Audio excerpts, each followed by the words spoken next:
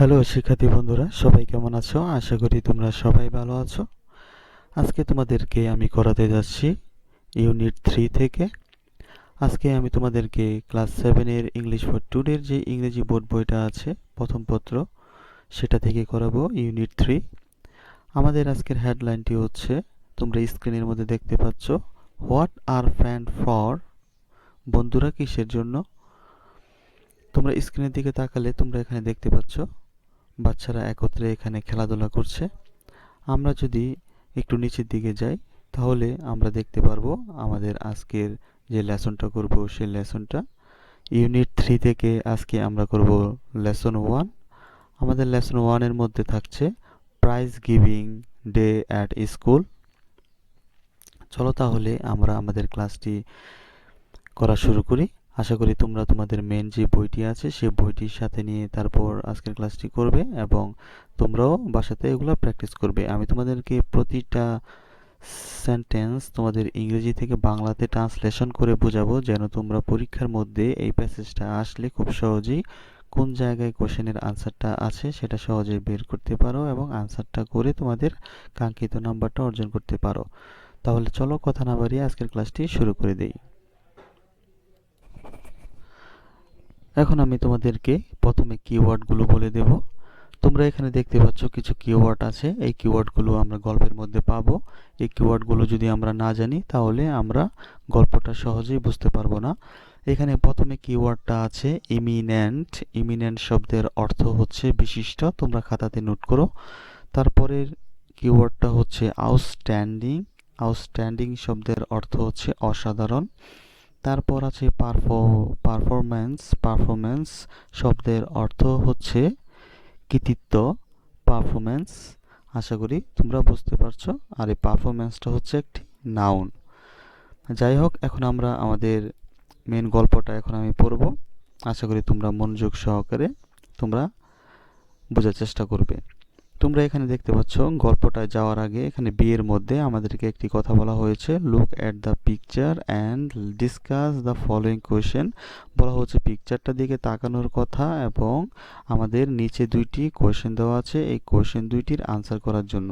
এই কোয়েশ্চেন দুইটির আনসার যদি আমরা করতে চাই তাহলে প্যাসেজ থেকে আমরা করতে পারবো না, আমাদেরকে করতে হবে এই ছবিটা দেখে দেখে পরে আনসারটা করতে হবে। চলো তাহলে এই দুইটি কোয়েশ্চেনের আনসার করে দেই, তারপর আমরা গল্পটা পড়ে গল্পের কোশ্চেনগুলো আনসার করব।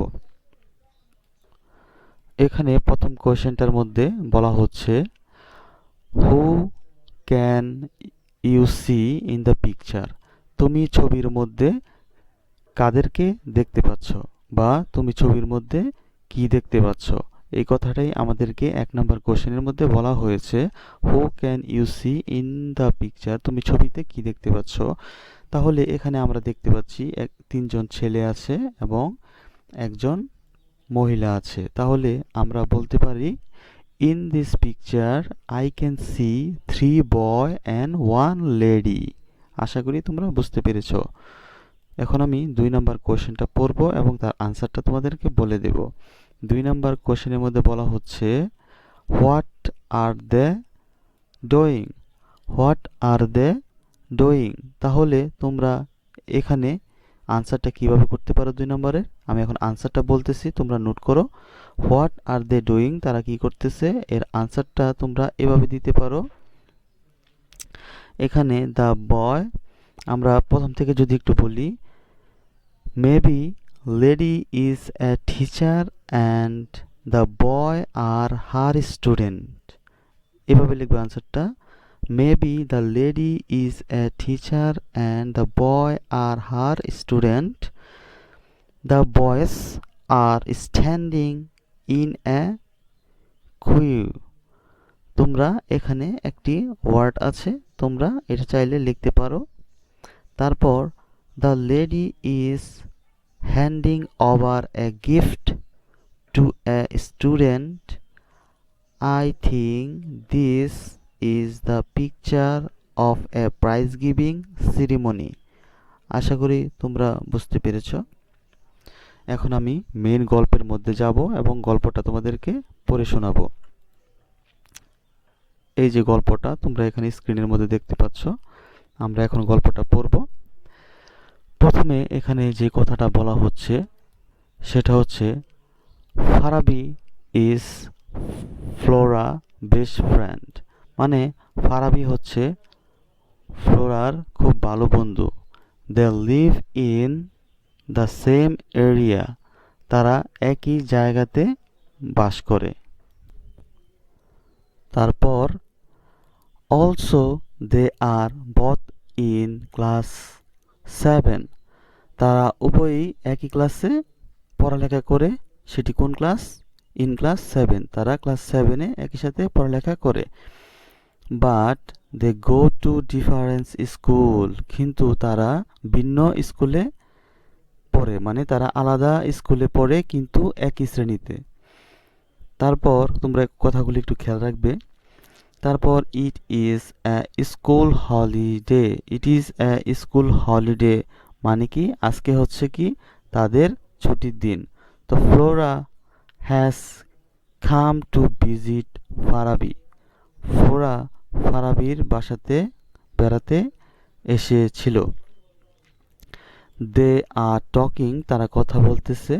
Flora want to know about prize giving ceremony of Farabi school, ফ্লোরা ফারাবির স্কুলের যেই বার্ষিকের যেই প্রাইজ গিভিং সিরিমনিটা থাকে, প্রতি বছর যে পুরস্কার বিতরণী অনুষ্ঠান হয়, সেই বিষয়ে ফারাবির কাছে ফ্লোরা জানতে চেয়েছিল।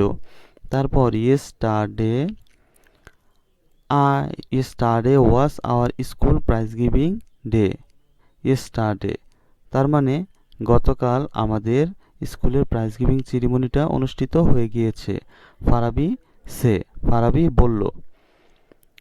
তারপর অন দিস ওকেশন, এই উপলক্ষে আওয়ার স্কুল অডিটোরিয়াম অ্যান্ড এবং ইট ডেজ ওয়ার ব্রাইটলি ডেকোরেটেড, তার মানে ও অন দিস ওকেশন মানে ওই উপলক্ষে, মানে প্রাইজ গিভিং অনুষ্ঠানটা হবে এই উপলক্ষে আমাদের স্কুলের অডিটোরিয়াম, মানে বড় যে কক্ষটি থাকে সেটিকে অডিটোরিয়াম বলে, যেটার মধ্যে অনুষ্ঠানের আয়োজন করা হয়। তাহলে সে বলতেছে in this occasion our school auditorium and it days were brightly decorated, আমাদের স্কুলের অডিটোরিয়ামটি এবং যে ডেস্কটা আছে যেখানে দাঁড়িয়ে কথা বলবে সেটাকে ভালো করে সুসজ্জিত করা হয়েছিল। তারপর prize were also neatly displayed on a separate table on the days, সে বলতেছে prize were also neatly displayed, যে প্রাইজগুলি দেওয়া হবে সেগুলো টেবিলের মধ্যে খুব ভালো করে সাজিয়ে রাখা হয়েছিল। তারপর অল দ্য স্টুডেন্টস, সকল ছাত্রছাত্রীরাই ওয়্যার প্রেজেন্ট, উপস্থিত ছিল। কোথায়? অ্যাট দ্য ফাংশন, মানে ফাংশনের মধ্যে। তারপর অ্যামং আদার্স, তাদের মধ্যে অন্যরা, দ্য গার্ডিয়ান, মানে ছাত্রছাত্রীদের মধ্যে অন্যরা যারা ছিল তারা হচ্ছে গার্ডিয়ান অ্যান্ড এবং সাম ইমিনেন্ট শব্দের অর্থ কি? ইমিনেন্ট শব্দের অর্থ হচ্ছে বিশিষ্ট, আমরা কিওয়ার্ডের মধ্যে পড়েছিলাম।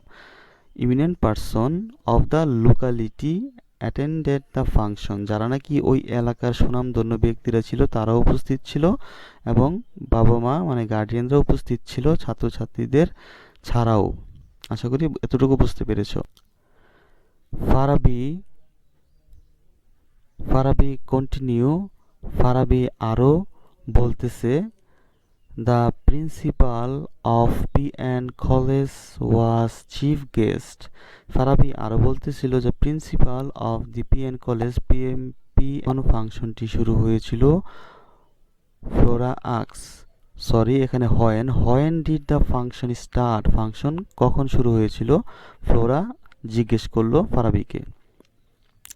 তারপর থেকে আমরা দেখব এখানে বলা হচ্ছে it is started on time, এটি সময় মতোই শুরু হয়েছিল। জাস্ট অ্যাট 4 PM, ঠিক 4টার সময়। আশা করি এতটুকু তোমরা বুঝতে পেরেছ।